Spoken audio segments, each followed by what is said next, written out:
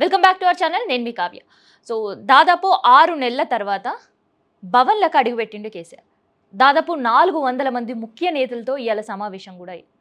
దీక్షా దివాస్తో CM, మాజీ CM కూతురు కవిత ప్రజల్లోకి వెళ్తే సిల్వర్ జూబ్లీ, ఏప్రిల్లో సిల్వర్ జూబ్లీ ఉంది. సో ఆ సందర్భంలో భారీ బహిరంగ సభ ఉండబోతుంది. దాంతో కేసీఆర్ ఎంట్రీ ఉండబోతుంది అని ఇప్పటి వరకు కూడా విన్న మాటలకన్నీ కూడా ఇవాళ ఒక క్లారిటీ పిక్చర్ ఇచ్చిండ్రు కేసీఆర్.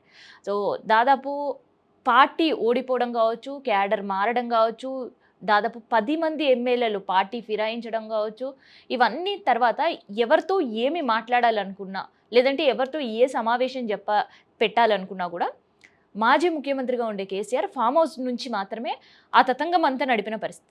కానీ ఈరోజు బీఆర్ఎస్ భవన్లకు అడుగుపెట్టడం, దాదాపు 400 మంది ముఖ్య కార్యకర్తలు, నేతలు వీళ్ళందరితో సమావేశం అవ్వడం అనేది ఇది ఒక కీలక భేటీగానే మనం తీసుకోవచ్చు. ఎందుకంటే సంవత్సరం కాలం పాటు కేసీఆర్ ప్రభుత్వం సంబంధించిన వైఫల్యాల గురించి మాట్లాడొద్దు, కొత్తగా ఏర్పడ్డ ప్రభుత్వానికి కనీసం ఒక సంవత్సరం పాటు సమయం ఇయ్యాలి అని చెప్తూ వచ్చిండనే మాటలు విన్నాం. కానీ అసలు నిజంగా కేసీఆర్ ఏమనుకుంటూ, ఏం చెప్పిండు, ఎవరితో ఏమన్నాడనే విషయం ఎవరు కూడా తెలియదు. ఎందుకంటే దాదాపు ఈ 13 నెలల కాలం పాటు కూడా కేసీఆర్ బయటికి వచ్చిన పరిస్థితులు లేవు, పబ్లిక్ మీటింగ్లకు అటెండ్ అయిన పరిస్థితి లేదు, ప్రెస్ మీట్ పెట్టిన పరిస్థితి లేదు. ఏదున్నా కానీ ఇన్సైడ్ న్యూస్ మాత్రమే మనం విన్నాం. కానీ ఇవాళ జరిగిన భేటీలో మాత్రం చాలా కీలక వ్యాఖ్యలు చేసిన పరిస్థితి, చాలా కీలక నిర్ణయాలు తీసుకున్న సిచ్యువేషన్స్ అయితే మనకు కనిపిస్తుంది. కంప్లీట్గా పార్టీని మళ్ళీ ఎట్లా బలోపేతం చేయాలి, నిరుత్సాహంగా ఉండే క్యాడర్ని మళ్ళీ భవిష్యత్తు బీఆర్ఎస్దే ఎట్లా ఉంది అనే ఎనర్జీ వాళ్ళు ఇవ్వాలి అనే దానిపైన మాత్రమే పూర్తి స్థాయిలో కాన్సన్ట్రేట్ చేశారు. పార్టీ ఫిరాయించిన ఎమ్మెల్యేల గురించి కేసీఆర్ ఏమంటాడు, ఎందుకంటే ఇప్పటికే అది సుప్రీంకోర్టులో ఉంది, ఇక్కడ హైకోర్టులో ఎంత తతంగం నడిచిందో తెలిసిందే. స్పీకర్ ఆఫీస్ నుండి నోటీసులు ఈ 10 మంది ఎమ్మెల్యేలకు అందిన విషయం మనకి ఎరకనే.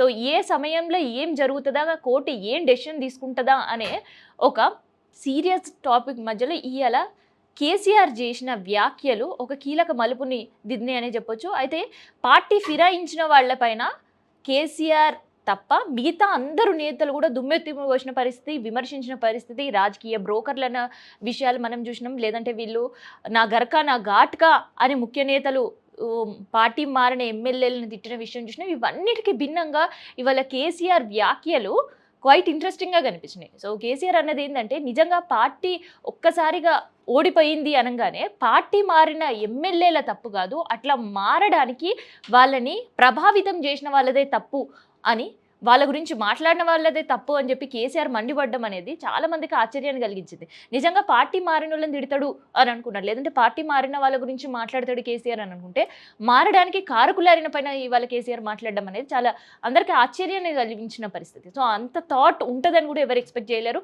సో అట్లాంటి ఒక కీలకమైన మలుపు మనం ఇయ్యాల చూసినామా. దాంతోపాటు ఏ నిమిషమైనా ఎప్పుడైనా కూడా పార్టీ మారిన ఎమ్మెల్యేల నియోజకవర్గంలో బై ఎలక్షన్స్ వచ్చే అవకాశాలు ఉంటే అందరూ సంసిద్ధంగా ఉండాలి అని కేసీఆర్ నుంచి వచ్చిన ఒక మాట పార్టీని స్ట్రెంథెన్ చేయడానికి ఉపయోగపడుతుంది అనుకున్నా. అండ్ దాంతోపాటు ఇప్పటి వరకు అంటే దాదాపు 10 సంవత్సరాల బీఆర్ఎస్ పాలన ఎప్పుడు కూడా కమిటీల వైపు చూసింది లేదు.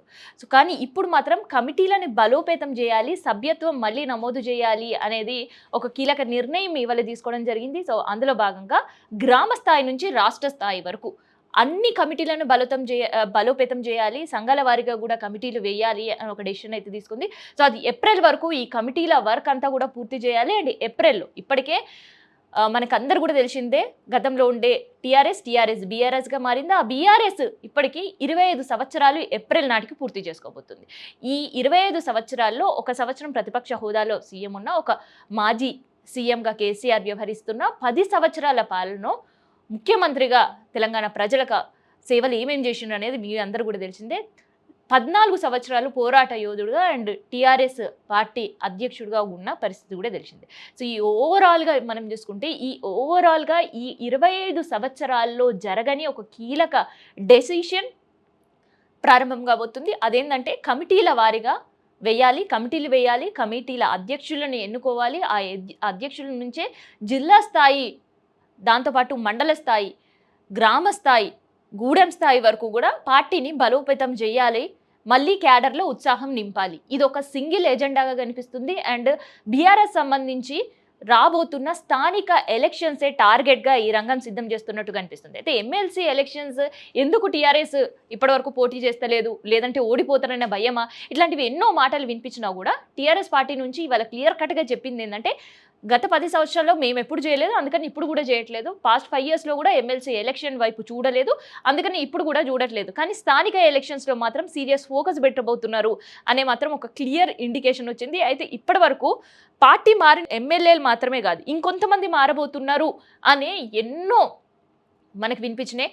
ముఖ్యంగా హైదరాబాద్కి సంబంధించిన తలసాని శ్రీనివాస్ యాదవ్ మారతాడని, లేదంటే సబితా ఇంద్రారెడ్డి మాజీగా పనిచేసిన మంత్రిగా ఉండే సబితా ఇంద్రారెడ్డి మారుతుందని, ఇట్లాంటివి ఎన్నో గాసిప్స్ వినిపించిన వాటి అన్నిటికీ సింగిల్ వర్డ్తో చెక్ పెట్టిండ్రు ముఖ్యమంత్రి. సో పార్టీని బలోపేతం చేయాలి, పార్టీ మారిన ఎమ్మెల్యేల ప్లేస్లో మళ్ళీ బై ఎలక్షన్స్ వస్తే ఆ ఎలక్షన్స్లో మనం స్ట్రెంగ్తెన్ కావాలి, దాన్ని సీరియస్గా ఎదుర్కోవాలి అనే మాట అయితే చెప్పిండ్రు. అయితే ఫామ్ హౌస్ పాలన కావాలా లేదంటే ప్రజాపాలన కావాలా అని ఏకంగా కాంగ్రెస్ పార్టీ సోషల్ మీడియాలోనే మనకి పోల్ నిర్వహించిన పరిస్థితి. సో ఇదంతా కూడా ఒక న్యూస్ వైరల్ అయింది. అది మరోసారి ఎందుకు నేను గుర్తుకు చేస్తున్నానంటే, ప్రజలకు కాంగ్రెస్ ప్రభుత్వం పైన సంవత్సరం పైనే వ్యతిరేకత వచ్చింది అని కేసీఆర్ చేసిన ఒక విమర్శనే కావచ్చు, ఒక వర్డే కావచ్చు, ఇదంతా కూడా క్యాడర్ని మరోసారి ఉత్సాహం పరిచే పరిస్థితి కనిపిస్తుంది. ఎందుకంటే ఫామ్ హౌస్ పాలన పైన ఎక్కువ మంది ఇంట్రెస్ట్ ఉన్నారని ఫామ్ హౌస్ సాక్ష్యంగానే అక్కడ ఉన్న కేసీఆర్ చెప్పిన పరిస్థితి.